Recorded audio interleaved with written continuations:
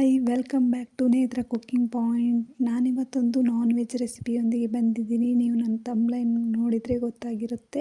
Non veg chicken masala ಮಾಡ್ತಾ ಇದ್ದೀನಿ. ಇದಕ್ಕೆ 4 ಟೇಬಲ್ ಸ್ಪೂನ್ ಆಯಿಲನ್ನು ಹಾಕ್ಕೊಳ್ಳಿ. ಈ ಎಲ್ಲ ಸ್ಪೈಸಸನ್ನು ಆ್ಯಡ್ ಮಾಡಿ ಇದನ್ನು ಚೆನ್ನಾಗಿ ಫ್ರೈ ಮಾಡ್ಕೊಳ್ತಾ ಇದ್ದೀನಿ.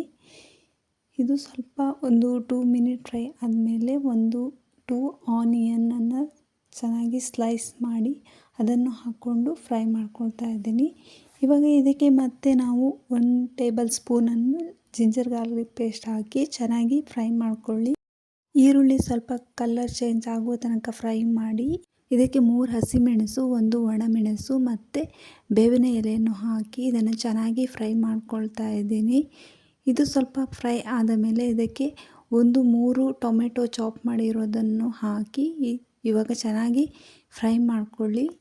2 ಮಿನಿಟ್ ತನಕ ಇದೇ ರೀತಿ ಫ್ರೈ ಮಾಡಿ ಇವಾಗ ಇದಕ್ಕೆ ನಾನು 3/4 kg ಚಿಕನನ್ನು ತಗೊಂಡಿದ್ದೀನಿ. ಇದೆಲ್ಲವನ್ನು ಆ್ಯಡ್ ಮಾಡಿ ಇದು 2 ಮಿನಿಟ್ ಫ್ರೈ ಮಾಡ್ಕೊಳ್ಳಿ. ಚೆನ್ನಾಗಿ ಮಿಶ್ರಣ ಮಾಡಿ ಇವಾಗ ಲಿಡ್ ಕ್ಲೋಸ್ ಮಾಡಿ 10 ಮಿನಿಟ್ಸ್ ಬೇಯಿಸ್ಕೊಳ್ಳಿ. ಇವಾಗ ಬೆಂದಿದೆ, ಸ್ವಲ್ಪ ಅರ್ಧದಷ್ಟು ಬೆಂದಿದೆ. ಚೆನ್ನಾಗಿ ಮಿಕ್ಸ್ ಮಾಡಿಕೊಂಡು ಇದಕ್ಕೆ ಇವಾಗ ನಾನು 1 ಟೇಬಲ್ ಸ್ಪೂನ್ ಕೊತ್ತಂಬರಿ ಪುಡಿ, 1 ಟೇಬಲ್ ಸ್ಪೂನ್ ಜೀರಿಗೆ ಪುಡಿ ಮತ್ತು ಅರ್ಧ ಟೇಬಲ್ ಸ್ಪೂನ್ ಪೆಪ್ಪರ್ ಪುಡಿ, 1/4 ಟೇಬಲ್ ಸ್ಪೂನ್ ಅರಿಶಿಣ, 2 table spoon chilli powder add ಮಾಡ್ಕೊಳ್ತಾ ಇದ್ದೀನಿ. ಮತ್ತು ಅರ್ಧ ಟೇಬಲ್ ಸ್ಪೂನ್ ಗರಂ ಮಸಾಲ ಮತ್ತು ಸಾಲ್ಟ್ 1.5 ಸ್ಪೂನ್ ಹಾಕ್ಕೊಳ್ತಾ ಇದ್ದೀನಿ. ಇದೆಲ್ಲ ಹಾಕಿ ಚೆನ್ನಾಗಿ ಮಿಶ್ರಣ ಮಾಡಿಕೊಳ್ಳಿ. ಚೆನ್ನಾಗಿ ಮಿಶ್ರಣ ಆಗಿದಾಗಿ ಇದಕ್ಕೆ ಮತ್ತೆ ಇವಾಗ 1/4 ಕಪ್ಪು ಅರ್ಧ ಕಪ್ಪಷ್ಟು ಮೊಸರನ್ನ ಆ್ಯಡ್ ಮಾಡ್ಕೊಳ್ತಾ ಇದ್ದೀನಿ.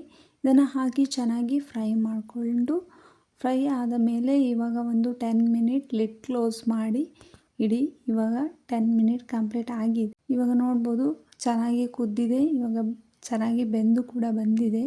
ಇದಕ್ಕೆ ನಾವೀಗ ಸ್ವಲ್ಪ ಕೊತ್ತಂಬರಿ ಸೊಪ್ಪನ್ನು ಹಾಕಿ ಚೆನ್ನಾಗಿ ಫ್ರೈ ಮಾಡಿಕೊಂಡು ಸರ್ವ್ ಮಾಡಿ ತಿನ್ನೋದೇ. ಇವಾಗ ಕಂಪ್ಲೀಟ್ ಚಿಕನ್ ಮಸಾಲ ರೆಡಿ ಆಗಿದೆ. ಎಷ್ಟು ಚೆನ್ನಾಗಿ ಬಂದಿದೆ, ಟೇಸ್ಟು ಕೂಡ ಅಷ್ಟೇ ಸೂಪರ್ ಆಗಿದೆ. ನೀವು ಒಂದ್ಸಲ ಇದೇ ಥರ ಟ್ರೈ ಮಾಡಿ ನೋಡಿ. ಟೇಸ್ಟ್ ಹೇಗೆ ಬಂದಿದೆ ಅಂತ ಕಮೆಂಟ್ ಮಾಡೋದನ್ನು ಮರಿಬೇಡಿ. ಚಾನಲ್ ಯಾರ್ಯಾರು ಸಬ್ಸ್ಕ್ರೈಬ್ ಮಾಡದೆ ನೋಡ್ತಾ ಇದ್ದೀರಾ ದಯವಿಟ್ಟು ಸಬ್ಸ್ಕ್ರೈಬ್ ಮಾಡಿ ನೋಡಿ. ನನ್ನ ಚಾನಲ್ ಇಷ್ಟ ಆಗಿದ್ದರೆ ಸಬ್ಸ್ಕ್ರೈಬ್ ಮಾಡಿ, ಲೈಕ್ ಮಾಡಿ, ಕಮೆಂಟ್ಸ್ ಮಾಡಿ ಪ್ಲೀಸ್ ಆಲ್. ನಿಮ್ಮ ಅನಿಸಿಕೆ ಇದ್ದರೆ ದಯವಿಟ್ಟು ಕಮೆಂಟ್ ಬಾಕ್ಸಲ್ಲಿ ತಿಳಿಸಿ. ಯಾರ್ಯಾರು ನನ್ನ ಚಾನಲ್ ನೋಡ್ತಿದ್ದರೆ ದಯವಿಟ್ಟು ಸಬ್ಸ್ಕ್ರೈಬ್ ಮಾಡಿ. Thank you all. ಬಾಯ್.